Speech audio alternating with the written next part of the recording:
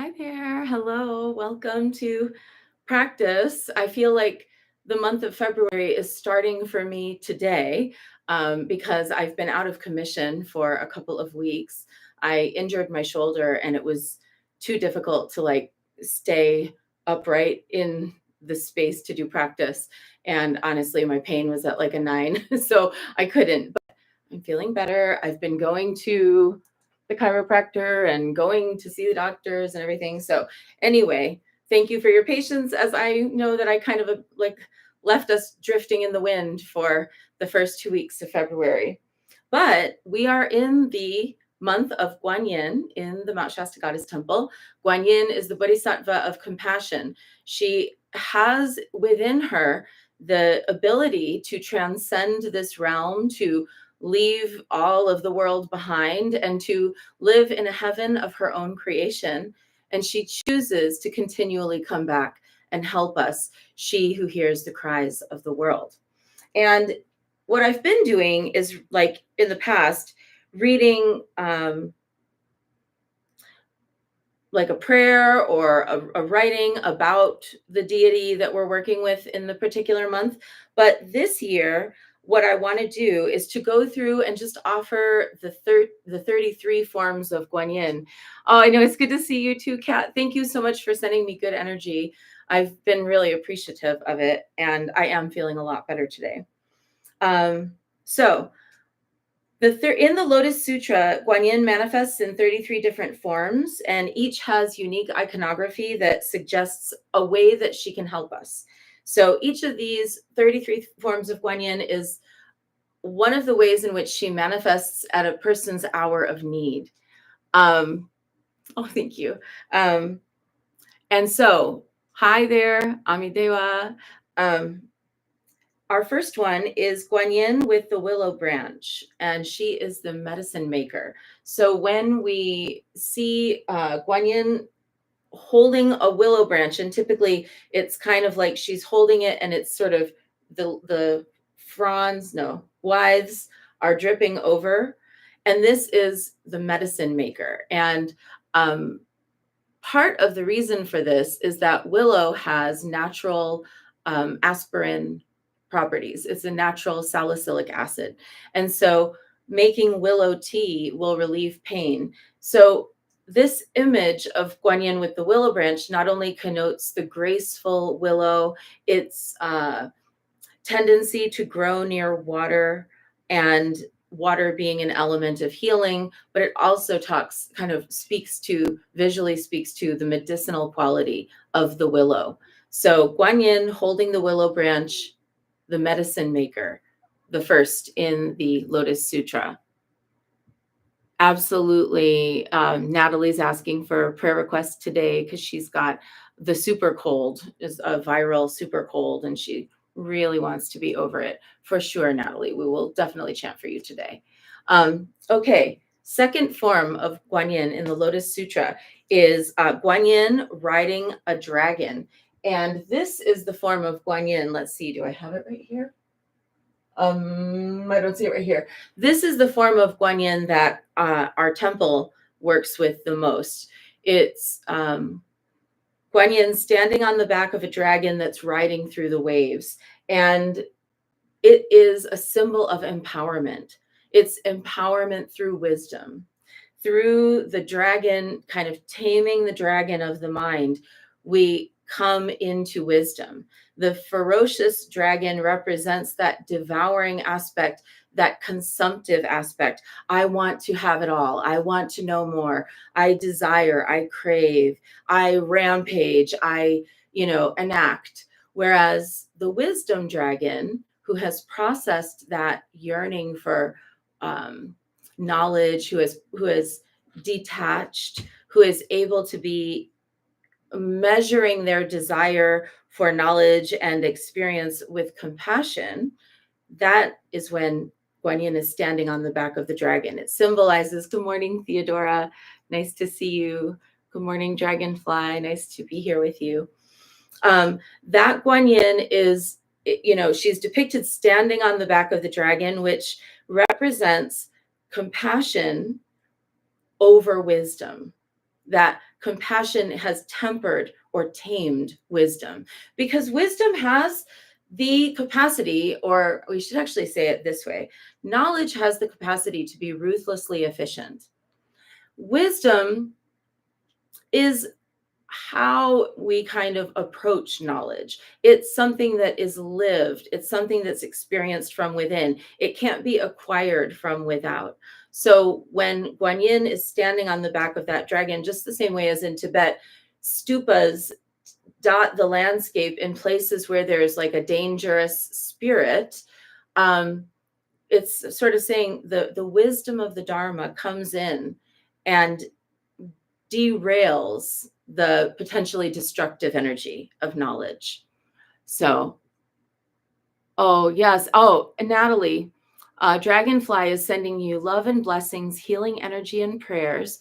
And he's saying that red marine algae is awesome for cold, flu, and viruses. So, in case you would like to look that up, red marine algae. Thank you, Dragonfly.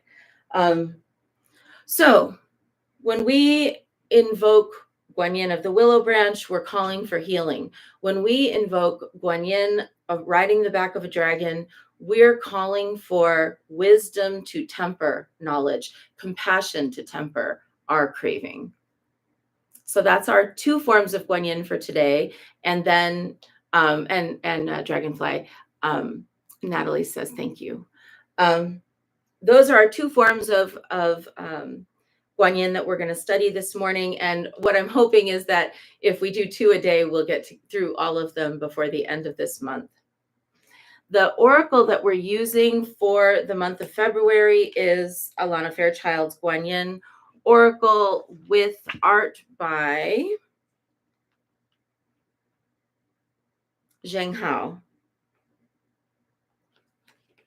So here's what the cover art looks like in case you are interested in this one. I like this oracle. I like its messages. It kind of brings together some classic and contemporary motifs, gives you something to kind of look at. So let's see what our card is today.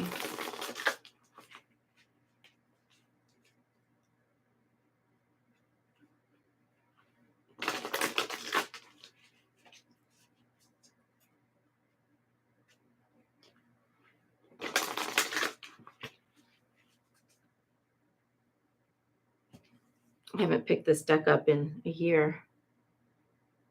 So it's like coming home to a familiar friend. So this is the 8 Immortals card today. The 8 Immortals.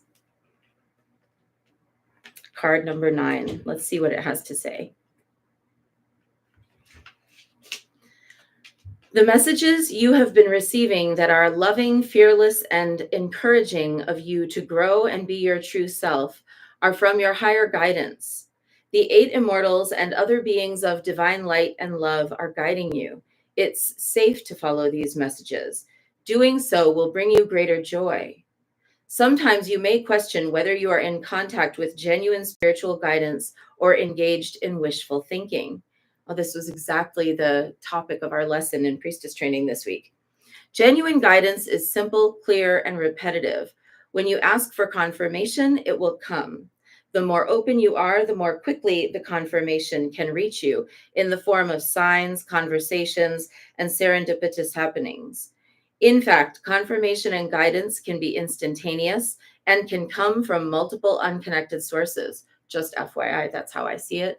If I have multiple unconnected sources that all bring me a topic or a piece of wisdom, a phrase or a symbol within a relatively short period of time, then I know it's a bigger message. Like the universe playing a joyful, loving game with you, the guidance will be uplifting and helpful. Sometimes it will ask you to take a step that feels challenging, but true guidance proves itself in that it only asks of you what is right and just for your highest good. It always serves the highest good of all involved in any situation, no matter what our fears might be. So true. it really isn't the answer unless it's not really the right answer unless it's an answer that allows for everybody to be okay. If you get, and that includes you, right? For some people, they'll say, well, I will do something in such a way that I allow other people to kind of derail me, but I'm doing it for them. That kind of borders on codependency, to care more about someone else than you do for yourself. On the other hand, the Dharma does instruct us to put others before ourselves. But I think sometimes that gets taken in a dogmatic way. Thank you, Janie. I think sometimes that thought of putting others before self gets taken in a dogmatic way to mean that you're supposed to like sacrifice everything of yourself for the benefit of others. But then you don't really have anything to give. And how can you be a bodhisattva with nothing to give? So understanding that there's a balance, that yes, there will be challenges, that yes, there will be learning opportunities that are very difficult, that yes, there will be painful times, that the Dharma and magic and your devotion and your reverence is not going to spare you from having the fullness of human experience up to and including difficulty. It's more that through those difficulties, you have support. Through those difficulties, you have the mental training to hold yourself accountable, to hold yourself on track. Through those difficulties, you have the ability to come back and return to the presence of your practice. So even if you fall off, even if things are hard, even if you fall away, coming back is the bodhisattva quality. It's why even when Guanyin is done, cooked, fully cooked, ready to be a Buddha, could go live in her own Pure Land forever, she still keeps coming back to help us. So how can we be that way? So we can be that way by saying, well, I will refresh and recharge. I will study and learn and grow so that I have something to offer. My skills will grow. My personal abilities, capabilities will grow. And that as those things grow, as I nourish those things, I have more to give. And then I'm really putting others first because I'm bringing them the best version of myself. Self-sacrifice to the point of degradation is not the Dharma way. So we have the guidance today of the 8 immortals. And I just want to pull that up for a second because there's actually a lot about them. 8 immortals. Here we go. So in the sort of Taoist tradition, the 8 immortals are a female holding a lotus flower, an emperor before he became an immortal is depicted. There's one who is considered to be associated with medicine and helping ease the suffering of the sick. There's one that was originally pictured as a female, but later is more depicted as a non-binary, who is considered the patron of flowers, florists, and gardeners. There's the scholar and poet, who is considered to be the leader, a flute artist, one who is the symbol of longevity, and one who is associated with death. And sometimes they're called, they've been called, when translated into English, the 8 genies, but it's not quite the same thing. It's not quite the same thing as a genie. It's 8 immortals. They're ascended masters in a way. And basically, sometimes they're depicted as drunk. They're depicted as partying, reveling. Each of them has their own kind of practices to potentiate their gifts. So I think that for us today, one of the things to think about in light of our divination is, who are the allies that I call out to help me nourish myself so that I have enough to give? Who are the beings that assist me in my journey? And do I need to make some time to listen to their messages? Who are the beings that I call upon when I'm in a time of sorrow or difficulty? And what help do they offer? And how can I express gratitude and reverence for that? So let's do that today. Oh, and Astrid's saying, thank you. I struggle with boundaries. And Wolf is saying, this resonates hard with me. I believe that it has to be like a river that is fed from a virtuous cycle. Absolutely, I agree. Yeah, and in Chan Buddhism, the 8 immortals are important in martial arts practices. Thank you for sharing that, Wolf. So whoever our own guides and guardians are, maybe if you have experience with Taoism or with Chan Buddhism, you'd call upon the 8 immortals. But maybe for you, you're a goddess woman or you're a practitioner of some ancestral reverence, you call on your ascended masters or your guides, spiritual guides today. And you sort of look at the different ones that we described here. There's one for illness, and one that you can approach around death, and one that you can approach around transformation, etc. Who do you go to, and for what, and how do they help you, and how do you thank them, is our question for contemplation today. All right, so let's do it. Let's dive in. We're going to begin practice. I'm going to attempt my prostrations today, and let's make it happen.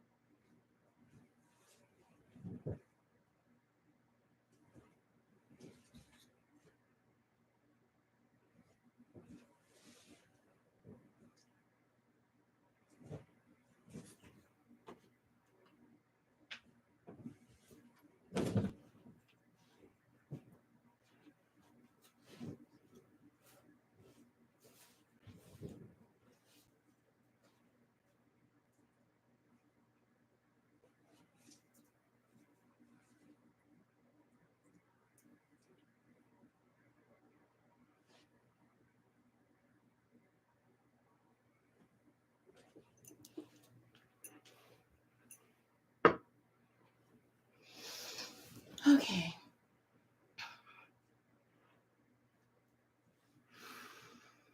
And let's take refuge. Namo Guru Be. I take refuge in the inner teacher.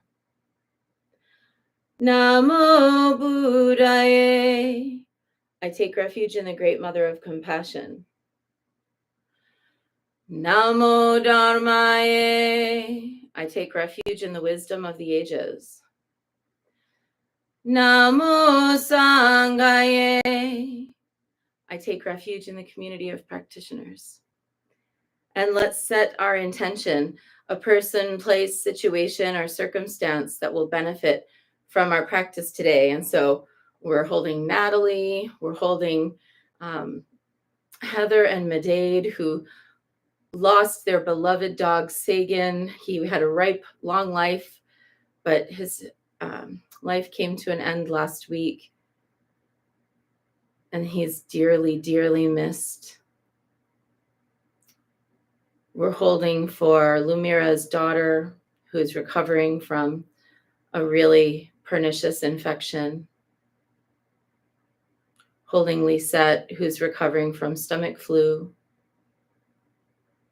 We're holding for Mary Beth and her new dog, Lucky.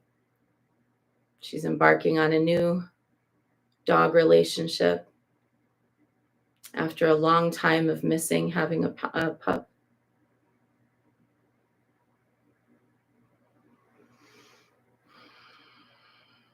And for anyone else who needs a little extra life force energy and love and healing today.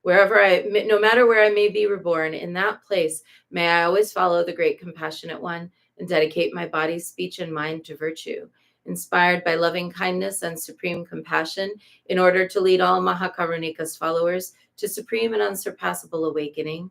May I carry out the great compassionate one's activity. Lama dang kun sum lak chak salo, dakni changchuk nimpor chi ke bar, gangdang gangdu ke pa de dang der, tadu tu je champo jatsinching, gusum ge wei chila chapar sho, jamdang ning je champo kun lang ne, tu je champo dil jar girpanam, lame changchuk chola go pe cheer, tu je champo trinle, je par sho. And now 108 recitations of Om Mani Padme Hum, calling out to Guan Yin and sending out energy to all those who are in need of healing and compassion today.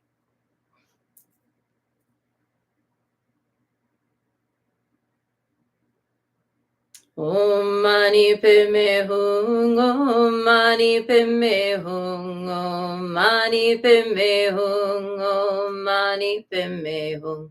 Om Mani Padme Hum, Om Mani Padme Hum, Om Mani Padme Hum, Om Mani Padme Hum, Om Mani Padme Hum, Om Mani Padme Hum, Om Mani Padme Hum, Om Mani Padme Hum, Om Mani Padme Hum, Om Mani Padme Hum. Om Mani Padme Hum, Om Mani Padme Hum, Om Mani Padme Hum, Om Mani Padme Hum, Om Mani Padme Hum, Om Mani Padme Hum, Om Mani Padme Hum, Om Mani Padme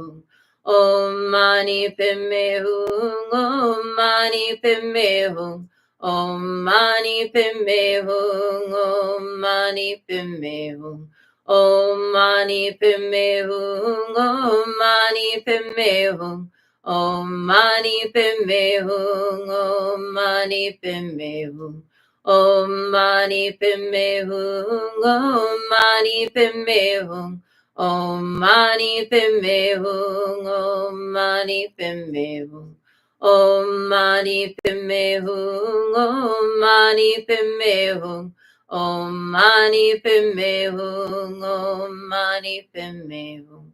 Om Mani Padme Hum, Om Mani Padme Hum, Om Mani Padme Hum, Om Mani Padme Hum, Om Mani Padme Hum, Om Mani Padme Hum, Om Mani Padme Hum, Om Mani Padme Hum, Om Mani Padme Hum, Om Mani Padme Hum. Om Mani Padme Hum, Om Mani Padme Hum, Om Mani Padme Hum, Om Mani Padme Hum, Om Mani Padme Hum, Om Mani Padme Hum, Om Mani Padme Hum, Om Mani Padme Hum, Om Mani Padme Hum, Om Mani Padme Hum. Om Mani Padme Hum, Om Mani Padme Hum, Om Mani Padme Hum, Om Mani Padme Hum, Om Mani Padme Hum, Om Mani Padme Hum,